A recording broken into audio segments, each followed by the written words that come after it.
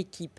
Est-ce que le ministre de l'Intérieur va pour autant mettre sa langue dans sa poche? Lui, le premier des sarkozystes, l'ami du président, qui compte bien suivre l'exemple de son mentor Place Beauvau en faisant fi des usages.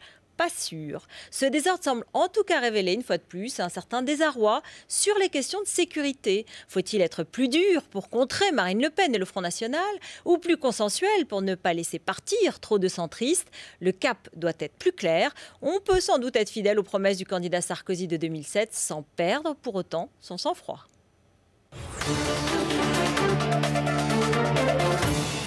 Voilà, notre invité est avec nous en duplex de Strasbourg au Parlement européen. On va le retrouver dans un instant, mais nous avons vu Madame Dounia Bouzar. Bonsoir. Bonsoir. Vous êtes anthropologue, spécialiste d'islam, de laïcité. On va en parler dans un instant. Et on va retrouver tout de suite donc Monsieur Bruno Gollnisch, qui est député européen au Parlement européen en direct de Strasbourg et vice-président du Front National, candidat contre Marine Le Pen pour la direction du parti.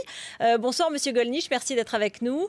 Marine Le Pen fait le buzz. Merci de votre invitation. Elle concentre toute l'attention autour d'elle, notamment depuis sa phrase sur l'occupation par certains musulmans faisant des prières dans les rues à certaines occasions. Ça ne doit pas être facile du coup d'être son concurrent. Il semble qu'elle a pris de l'avance sur vous avec cette dernière sortie. Ce qui est certain, c'est que vos concurrents ou confrères, comme on voudra, de la chaîne France 2, eux, ont fait délibérément le choix de sa candidature. Oui, puisqu'ils lui ont consacré 7 grandes émissions au cours des 2 derniers mois et que quand mon attaché de presse leur demande s'il pourrait me consacrer quelques secondes, Madame Arlette Chabot répond vous êtes idiote ou quoi? Vous n'avez pas... On ne va pas régler ici les questions de France Télévisions. Mais c'est quand même très important. Autrement vos confrères qui suivent ma campagne considèrent que les jeux ne sont pas faits du tout. Et ils sont beaucoup plus circonspects quant à l'issue de cette compétition, qui est une compétition normale, qui est une compétition loyale. Et moi-même, je m'exprimerai d'ailleurs à Lyon le jeudi 16, donc dans quelques jours, à 20h à la mairie du 6e arrondissement. Voilà pour la publicité de Bruno Gollnisch. Mais toutefois, je reviens quand même sur le fait qu'elle a voulu montrer, notamment à vos soutiens, que c'était une dure, elle aussi, qu'elle n'était pas seulement sur les thèmes sociaux, mais qu'elle était une dure sur les questions d'immigration notamment. Oui, peut-être, mais en tout cas, mes soutiens ne sont pas particulièrement intéressés par la Seconde Guerre mondiale, je peux vous le dire. En ce qui concerne l'immigration, ce qui est regrettable, si vous voulez, c'est qu'on se formalise des mots. Mais ça ne date pas d'hier, puisque le président de la République de l'époque, en 1978, Valéry Giscard d'Estaing, à propos d'une immigration massive et incontrôlée, avait parlé d'invasion. Et déjà, ça avait fait polémique. Ce qui me paraît très préoccupant, moi, ce ne sont pas tellement les mots que l'on utilise. Je pense que, personnellement, par exemple, j'aurais plutôt parlé d'une colonisation progressive, plutôt que tel ou tel autre vocable. Mais ce qui est grave, c'est qu'on ne résolve pas le problème. C'est ça qui est grave. C'est que le problème ne soit pas résolu. On va y venir, mais quand elle utilise le mot occupation, vous dites mes soutiens ne sont pas tellement intéressés par la Deuxième Guerre mondiale. Pourtant, elle accuse vos amis d'être, je cite, des bras cassés, caricaturaux, anachroniques, extrémistes nostalgiques. Elle dit même les catholiques, les pétainistes, les obsédés de la Shoah. Le FN ne servira pas de caisse de résonance à leurs obsessions et elle parle évidemment en subliminal de vos amis. Oui, en subliminal peut-être, mais écoutez, si c'est ça, elle se trompe lourdement. Et je vous invite d'ailleurs, Madame Elkrief, à suivre mes réunions. Vous verrez que ce sont des réunions de braves gens de tous les milieux, depuis les chefs d'entreprise jusqu'aux ouvriers, hélas souvent aussi au chômage, et qui sont des braves gens qui sont devenus des gens braves, c'est-à-dire des gens décidés à lutter pacifiquement contre la décadence de leur pays. Je m'honore de les représenter et ils ne me paraissent pas conformes à l'image caricaturale que vous exprimez. Je cite en tout cas les termes de Marine Le Pen et je voudrais quand même juste noter que... Ce sont les propos de fin de campagne, apparemment. Apparemment, dans votre dernier meeting à Paris, il y avait une personne qui s'appelle Pierre Sidos, qui est ancien dirigeant de l'Œuvre française, qui est un groupuscule plutôt antisémite, plutôt pétainiste, et qui était présent et qui est allé vous saluer à cette réunion. Écoutez, monsieur Sidos fait de la politique depuis, je ne sais, 40 ou 50 ans. Invitez-le et puis il s'exprimera. Il n'est pas membre du Front National. Il est venu m'écouter. Je l'ai salué comme je salue tous ceux qui viennent m'écouter, y compris quand ils ne partagent pas nécessairement mes opinions. Moi, je réponds des propos de Bruno Gollnisch. Je vous signale que je viens de publier un livre, d'ailleurs, qui est à votre disposition, que je me ferai un plaisir de vous envoyer, ainsi que plusieurs brochures où j'expose mes idées politiques. Je regarderai ça avec intérêt. Je regarderai ça avec intérêt. Quelques pages avant de vous endormir, vous verrez, ça vaut toutes les tisanes. C'est vous qui le dites, moi je ne l'ai pas dit. Je voudrais revenir sur ce qu'a dit Marine Le Pen, justement. On va la réécouter. Elle a fait une conférence de presse cet après-midi. On va venir sur le fond avec Madame Bouzard sur la problématique qu'elle expose. Alors, je reviens donc là-dessus. Elle affirme qu'elle ne parlait pas d'occupation avec un grand O, mais elle revient et elle cite un certain nombre de villes, de rues de Paris, dans lesquelles se retrouvent un certain nombre de musulmans et elle dénonce l'occupation des rues de cette façon, avec obstruction, dit-elle, difficulté de circuler, etc. Alors, peut-être que Madame Bouzard, vous pouvez réagir là-dessus lorsqu'elle dit ça ? Oui, enfin... Je trouve que ces propos, finalement, oublient toute la grandeur de l'histoire de France, parce que il faut quand même pas oublier que la laïcité, c'est des hommes et des femmes après la Révolution française qui se mettent autour d'une table en disant plus jamais il faudra être de la religion du roi pour être sujet du roi. Et dorénavant, on a la liberté de croire, on a la liberté de ne pas croire, et on a la liberté de croire en ce qu'on veut. Donc la laïcité, c'est ce système juridique extraordinaire mis en France pour justement que ma liberté de conscience n'empiète pas sur ta liberté de conscience, ma liberté de croire n'empiète pas sur ta liberté de ne pas croire, et vice-versa. Et bien sur la laïcité, écoutez Marine Le Pen justement. Mes propos ne constituent en aucune manière un dérapage, mais bien une analyse tout à fait réfléchie, d'autant plus assumée qu'elle ne procède que d'une banale constatation d'une réalité physique et juridique. En m'exprimant ainsi, je n'ai fait que dire tout haut ce que tout le monde pense tout bas. Il apparaît aujourd'hui évident que le vrai défenseur de la République, c'est moi. Voilà, le défenseur de la République et de la laïcité, c'est Marine Le Pen, Bruno Gollnisch. Mais je crois que Madame Bouzard, que je salue, a quand même de la Révolution française une image tout à fait enjolivée, parce que je lui rappelle que la Révolution française a été l'occasion des plus grands massacres de croyants auxquels on est assisté dans l'histoire, et notamment les guerres d'extermination de Vendée, et qu'à l'époque, il suffisait d'aller à la messe pour être guillotiné. Non, alors, Madame Bouzard... Je voudrais revenir sur les causes de cette présence de musulmans dans les rues que Madame Le Pen exposait. C'est notamment parce qu'il n'y a pas de lieu de prière.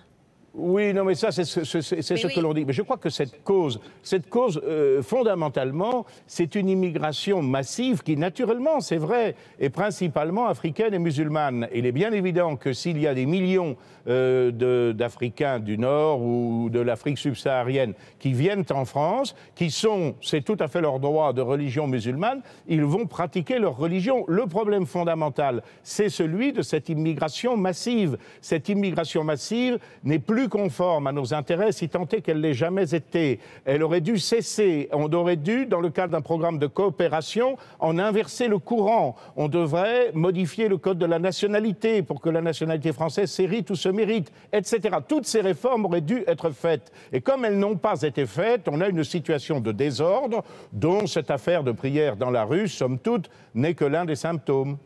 Bon, je suis désolée de vous rappeler qu'il y a une loi, qui est la loi de 1905, avec un code du travail et un code pénal, qui effectivement énonce que la République garantit la liberté de conscience à tous ses citoyens. Et ça, c'est la grande richesse des valeurs françaises. Et l'islam n'est pas la religion des étrangers, Monsieur Gollnisch. Il faut revoir un petit peu l'histoire. Vous avez des tas de personnes qui sont librement juifs, sikhs, bouddhistes ou musulmans, donc qui ne sont pas de la religion historique française. Mais je suis désolée, nos ancêtres français se sont bien battus pour que les citoyens français qui vivent ensemble et qui vont faire un projet ensemble et qui n'empiètent pas sur les libertés des autres puissent choisir leurs croyances telles qu'ils le veulent, puissent ne pas croire. Et le gros problème, c'est que la liberté de l'un doit s'arrêter où celle commence de l'autre. Et c'est là qu'on doit travailler, parce que où mettre le curseur, facile à dire, pas facile à faire. Mais dire que les musulmans, c'est de la colonisation, ça vient de l'extérieur, c'est de l'étrangérité, alors qu'on n'a pas construit l'égalité des cultes que la République doit garantir, devrait imposer que justement chaque citoyen puisse pratiquer librement sa religion. Vous ne trouverez aucun musulman qui a envie de prier dehors parce que c'est très sale. Et justement, le gros problème, c'est de pouvoir permettre la construction des lieux de culte dans le respect des lois de la République, mais de permettre de façon à ce qu'effectivement la prière n'empiète pas sur la liberté publique des autres citoyens qui n'ont pas à faire de détour quand ils vont dans une rue. On est bien d'accord. Monsieur Gollnisch. Mais madame, je ne m'érige pas du tout contre la liberté de culte des Français musulmans, que j'ai défendue avant même peut-être que vous ne soyez nés, voyez-vous. Parce que moi, j'ai défendu les harkis qui avaient fait le choix de la France dans les circonstances extraordinairement douloureuses de l'Algérie et qui ont été impitoyablement massacrés par le FLN et qui encore aujourd'hui ne peuvent pas revoir leur terre natale en Algérie. J'ai défendu ces musulmans-là, j'ai défendu ces musulmans patriotes. Mais quand ils étaient quelques centaines de... non plus. Mais j'en conviens tout à fait. Ouais. Et j'ai fait partie, avec Jean-Marie Le Pen, de ceux qui les ont défendus et qui continuent à les défendre, puisque j'ai manifesté en leur faveur récemment devant l'Assemblée nationale. Mais je dis simplement que vous comprenez qu'ils ont peut-être besoin de lieux de culte. Oui, il n'y a pas que les harkis qui ont fait le choix de la France. Mais ce ne sont pas ceux-là, Je m'élève contre le fait que l'on laisse entrer des millions d'Africains en France pour lesquels je n'ai aucune hostilité, aucune haine, mais je dis de la même façon que s'il y avait 10 millions de Français au Japon, qui est un pays que je connais bien, eh bien le Japon exploserait parce que ça poserait des problèmes sociaux. Parce qu'une nation, voyez-vous, Madame Bouzard, ce n'est pas seulement une déclaration des droits, ça n'est pas seulement un cadre juridique. Une nation, c'est une tradition, c'est un peuple, c'est une influence culturelle, spirituelle, et ça n'est pas une espèce de vaste melting pot dans lequel n'importe qui peut se donner la peine d'entrée. Voilà, c'est ça. C'est la différence de fond.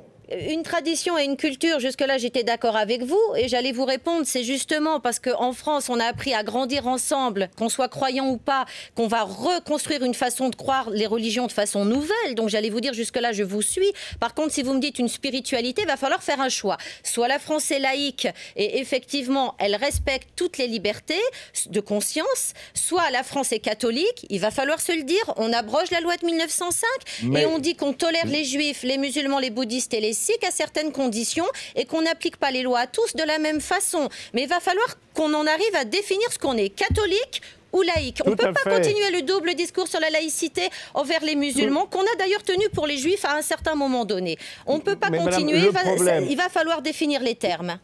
Le problème, c'est que pour beaucoup de musulmans, leur religion n'est pas seulement une religion, elle est aussi un code de loi, un mode de conduite. On le voit bien maintenant, par exemple, et dans ma ville de Villeurbanne, eh bien, les restaurants Quick ne servent plus que de la viande halal, c'est-à-dire de la viande d'animaux qui ont été égorgés sans avoir été étourdis auparavant, tournés vers la Mecque, etc. Alors, je ne sais pas si vous y trouvez votre compte, mais moi, je dis que lorsque l'on va dans un pays, moi, lorsque je vais au Japon, par exemple, j'observe non seulement les lois de ce pays, mais aussi ses mœurs, ses coutumes, dont beaucoup sont influencés par le bouddhisme.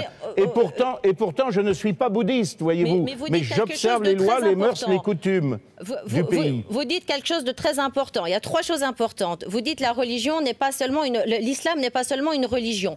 Je vous rappelle juste qu'on disait la même chose des Juifs il y a 30 ans. On disait ils ne s'intégreront jamais parce que leur religion, elle régit tout dans leur vie. Ce n'est pas qu'une religion, ça régit tout dans leur vie. Ils ne pourront pas s'intégrer. Donc les représentations d'un groupe de religion, on détermine les gens sans eux, on sait ce que ça a donné aussi, on sait ce que la banalisation de définir les gens à leur place, que ça peut produire. Deuxièmement, la question de la viande halal, oui, bien sûr, on ne peut pas imposer de la viande halal à tous les citoyens, on doit vraiment travailler sur où mettre le curseur pour continuer à manger ensemble et faire une vraie diversité alimentaire pour ne pas exclure des musulmans ou des juifs qui mangeraient kasher ou halal, mais ne pas exclure et obliger de faire manger de la viande halal à des non-croyants ou à des musulmans musulmans qui n'ont pas envie de manger halal ou à des juifs qui n'ont pas envie de manger kasher. Ça, c'est le cœur d'ailleurs du travail que je fais. C'est où est-ce qu'on met le plus petit dénominateur commun, comment on fait pour pas que ça mène de la segmentation des citoyens, parce qu'on doit continuer à faire les choses ensemble, à construire une nation commune. Est-ce que c'est votre objectif,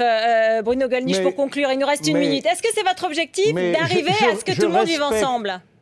Je respecte, mais tout le monde qui... Mon objectif, c'est d'arriver quand même à conserver le peuple français, qu'il reste majoritaire chez lui, qu'il reste maître de son destin. Nous, juifs, musulmans, bouddhistes et sikhs, nous sommes le cœur de la France avec vous. Oui, mais peut-être pas tous, madame, ça continue d'arriver. J'étais l'autre jour au marché, par exemple, de Toulouse. J'étais au cœur de Toulouse. Ce marché était un marché exclusivement d'Afrique noire. Je respecte ces personnes, je respecte leur pays d'origine. Mais je dis quand même, est-ce que ça ne pose pas un problème? Qui les a mis au même endroit? Est-ce que ça ne pose pas un problème? Alors, juste un mot pour conclure. Eh bien, en tout cas, ça n'est pas moi. Et beaucoup de mes amis africains, asiatiques, comprennent très bien ce point de vue. Eux qui, d'ailleurs, légitimement, ont voulu assumer leur destin. Et après tout, ont prié, bien souvent, beaucoup d'Européens de rentrer dans les pays d'où ils étaient venus. Bruno Gollnisch, pour conclure, juste, vous avez vu, certainement entendu un certain nombre de commentaires politiques après la déclaration de Marine Le Pen. Beaucoup, à droite et à gauche, ont dit finalement, Marine Le Pen, c'est son père. Elle n'est pas si différente, elle est aussi extrémiste et aussi provocatrice que son père. Vous êtes d'accord ?